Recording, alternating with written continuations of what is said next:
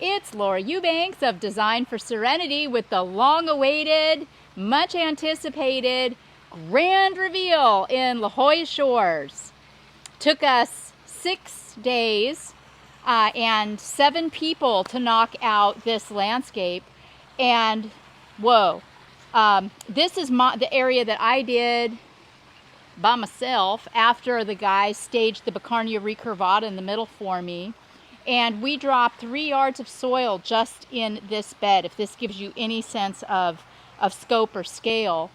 I found this wonderful broken piece of pottery and staged it.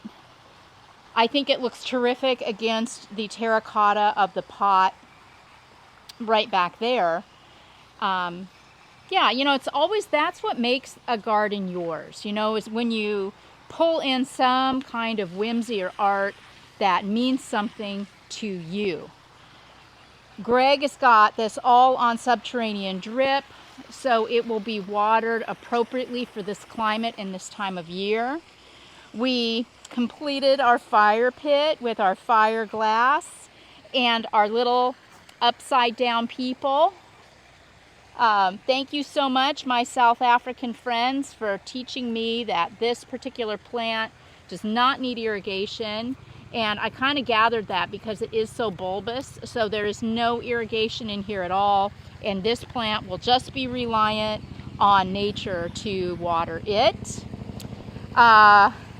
The rock that we used, we just used a basket of 1 foot minus jasper purple rock, which is so stunning. And this area up here, Poolside, you know, I didn't need a whole lot of help. This succulents and swimming pools, just peas and carrots. I mean, it's a no-brainer. So I'm really, really thrilled with the way this turned out. And despite the borrowed landscape, we managed to do it. And remember, also, this is just a baby garden, so give it a year. Woo!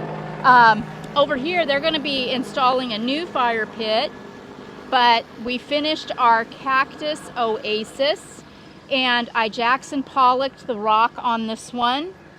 Just splashed down some Cali Gold 3/8, and then just some bagged river pebble and some Southwest brown and some little rocks that I got at Roberts at Planter Paradise to top dress pots. So there's 3 or 4 different kind of rock in here, and this was big fun.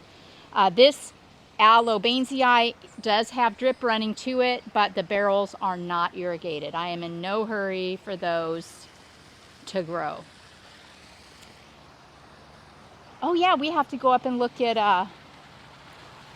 the bromeliads, right? Yeah. And our fun little pot here. One of our flamingos was decapitated, so we just stuck it in this cute little blue pot right here.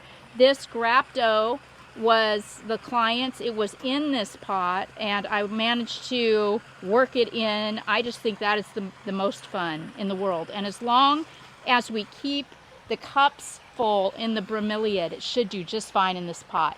Here, 2 blocks from the ocean. Then Gordon knocked out this beautiful, oh, here's our broom. Knocked out this beautiful bromeliad, aeonium, and echeveria bed in this fun, shady, dappled sun exposure.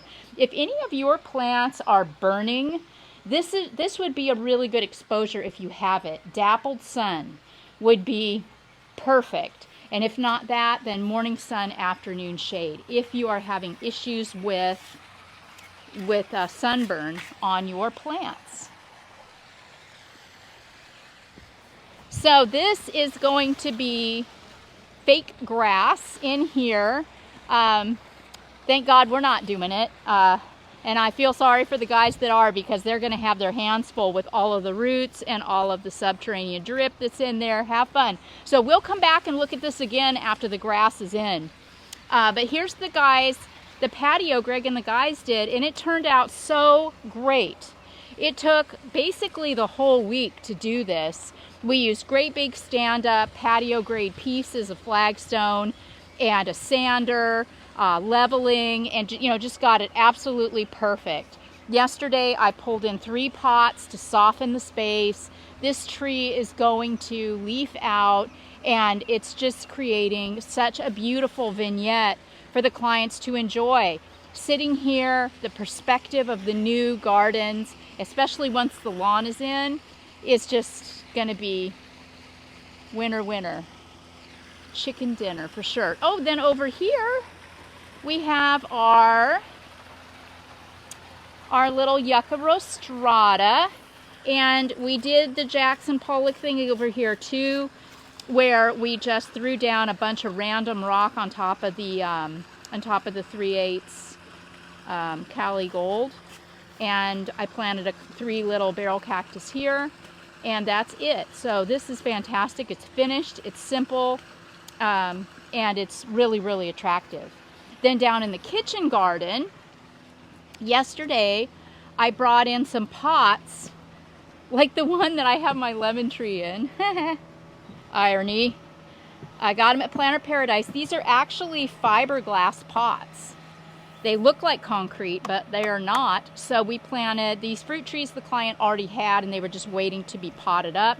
So we got those in, as well as our little euphorbias and our beautiful talavera. We also freshened up and fluffed up all of the decomposed granite all the way down to the side, and threw down some Southwest brown over here where it was just ugly gray gravel. So this just looks a lot more dialed in and a lot more finished. Also, Greg got creative and staged the sea turtles all by himself. Look what he did. We got our mama, and I mean, I would have done I would have done them a little more symmetrical, but the babies are misbehaving, and he's got them all wacky on the trellis, and it's so Greg. It's very cute.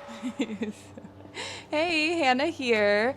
I had the privilege of working on this little planter bed with Terry, and we knocked it out pretty quickly, probably in like 45 minutes tops. We started with staging the crown of thorns, Euphorbia crown of thorns, ready reds. There are a few presentations of it, and then after that we just worked together to weave through all of these succulents. And it's pretty colorful. It's what the client wanted. They can see this bed from many different vantage points in the house. And yeah, it looks pretty good to me. Did this Cameroni, did you stage that as a cutting? Yeah, it's a cutting. I also lifted it up, put the rocks down, and then restaged it. Cool beans. Because you remember, you gotta lift those skirts. Yeah, and this quiche con is Isn't it so stunning. I like the way that all the succulents are hugging it. Yeah, I do too. Beautiful work, Hannah. Thanks, Ma. Thank you.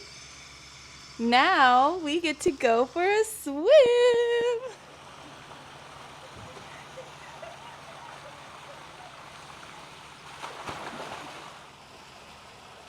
Oh, that's scary. That's not frightening at all.